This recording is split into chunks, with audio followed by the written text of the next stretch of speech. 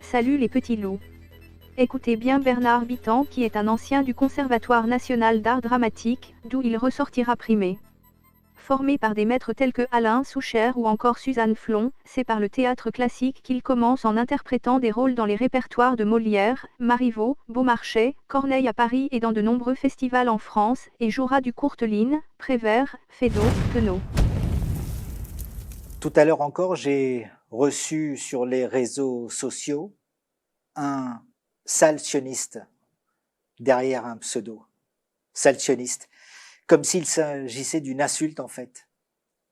J'ai répondu que c'était plus simple et plus clair d'écrire sale juif. On dit quasiment plus sale juif aujourd'hui. C'est dépassé, ce n'est plus à la mode, c'est trop cash et juridiquement risqué. On n'entend quasiment plus sale juif, non pas que l'antisémitisme ait disparu, non.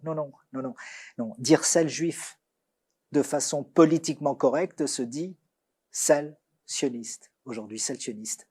D'abord, c'est lâche, c'est idiot de dire ça, c'est pas malin et presque personne n'y comprend rien. Déjà, faut-il savoir que le sionisme, littéralement, c'est le retour à Sion des Juifs sur leur terre après 2000 ans d'exil. C'est juste ça. Et puis, vous savez quoi? On est tous sionistes de quelque part. Le sionisme français, par exemple, ça s'appelle du nationalisme. Le sionisme américain, du patriotisme, le sionisme russe, de la camaraderie peut-être. Mais on pourrait inventer l'algérisme, par exemple, si on veut nommer l'attachement des Français nés en France avec des origines algériennes et qui gardent avec amour et fierté un lien avec ce pays. Moi, je suis sioniste. Je suis sioniste et je suis fier de l'être, et il y a franchement de quoi. Et honnêtement, je comprends que l'on ne comprenne pas Israël, l'État juif, l'État des Juifs, ce petit miracle. Et ce que l'on ne comprend pas, on le déteste, c'est humain. L'antisémite antisioniste déteste les Juifs, alors il déteste Israël. Et ça marche dans l'autre sens aussi. L'antisémite antisioniste déteste Israël parce qu'il déteste les Juifs. Et il y a plein de sortes d'antisémites. Il y a d'abord l'antisémite basique, primaire, ancré, collabo, comme papa et comme grand-père. L'antisémite jaloux, les Juifs ont de l'argent et dirigent le monde, possèdent les médias. Visiblement mal, compte tenu de l'image si déformée d'Israël dans les médias, justement. L'antisémite virtuel. Il n'a jamais vu ni connu de Juifs de sa vie, mais il ne les aime pas, c'est comme ça. L'antisémite juif, celui qui a la haine de soi. J'en connais certains comme celui qui a décidé de boycotter Israël de ses crèmes glacées. Eh bien, je peux dire à celui-là, avec certitude, que le peuple juif, après toutes ces guerres, toutes ces péripéties, tous ces pogroms et ces déportations à travers les siècles, réussira à survivre sans les glaces de Ben & Jerry. Il y a l'antisémite inculte et crétin, celui qui ne comprend rien et qui s'était collé une étoile jaune parce qu'il était contre un vaccin. L'antisémite faux cul, caché sous la bannière anti-vax et qui brandissait son ki comme d'autres balançaient leur porc parce que la Covid, ça venait peut-être de Chine, mais c'est à cause des Juifs. Il y a l'antisémite drogué, oui. Il possède quasiment un permis légal de tuer. Il peut être un assassin, mais à lui, il ne lui arrivera rien grâce à l'antisémite magistrat qui ne le condamnera pas et le laissera impuni du meurtre de Sarah Halimi. Il y a l'antisémite islamiste. Alors lui, c'est carrément inventé un islam qui lui donnerait le droit et le devoir de tuer des juifs, mais pas que, car l'antisémite islamiste peut tuer au Bataclan et même des musulmans qui ne sont pas de son propre courant. Il y a aussi l'antisémite lâche, sournois. C'est peut-être le pire, celui-là. Celui qui profane des tombes et des stèles, le comble de la lâcheté. S'attaquer à des morts. Il ne laisse pas d'identité, pas même un petit pseudo, à peine quelques pauvres croix gammées. Et puis c'est pas fini. Non, c'est pas fini, il y a l'antisémite palestinien, oui, l'antisémite palestinien, celui qui a flanqué un drapeau nazi dans son village arabe de Beth Omri.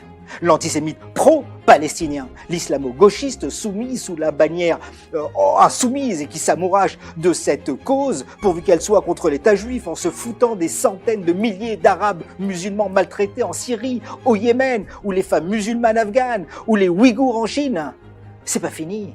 Il y a l'antisémite journaliste, pour qui un terroriste islamique est bel et bien un terroriste, quand il assassine n'importe où dans le monde, mais la même crapule devient sous la plume de ce journaliste antisémite, un activiste combattant tantôt qu'il assassine un juif en Israël. Ouais. Et puis tiens, j'ai presque failli en oublier un, l'antisémitisme onusien. L'antisémitisme onusien, oui. Israël, l'État juif, l'État des Juifs qui représente 0,2% de la population mondiale, l'une des seules démocraties de la région, pas plus grande que la Bretagne. Eh bien qu'on se le dise, figurez-vous qu'Israël détient un autre record, me direz-vous. L'État juif est le pays le plus condamné des Nations Unies. Oui, sans remonter bien loin, en 2020 par exemple, il y a eu 17 condamnations uniquement sur Israël. 17 contre 6 autres pays condamnés pour le reste du monde. En 2021, l'année du Covid, c'était plus calme. Israël, 14 condamnations à elle seule contre 5 pour le reste du monde. Alors oui, évidemment, il y a comme un truc qui cloche, non? Enfin, ça devient presque drôle quand on a compris qu'Israël, 9 millions d'habitants, dont 1,5 million d'Arabes israéliens, totalise à elle seule en une seule année plus de condamnations des nations que toutes les dictatures du monde, dont l'Afghanistan, la Corée du Nord, l'Iran et la Syrie réunis depuis la création des Nations Unies. Mais ça ne choque personne. Enfin, presque.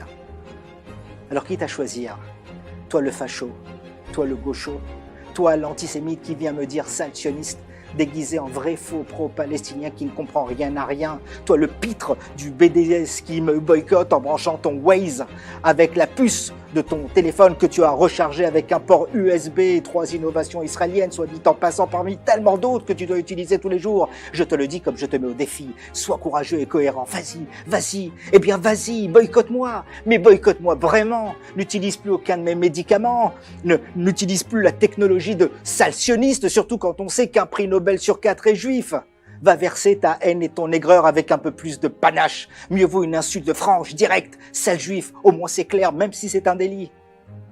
Et quitte à être con, essaye d'avoir au moins le courage de tes opinions. Tu n'es pas antisioniste, tu es juste un antisémite de base, un simple petit antisémite sans envergure, comme le peuple juif en a tant rencontré à travers les siècles.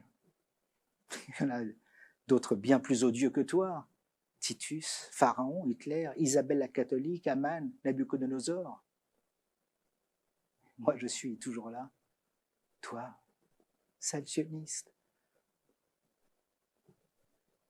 La réalité, Galit, c'est que j'aurais pu résumer tout ça en 3 mots. 4. Haine du juif. Point.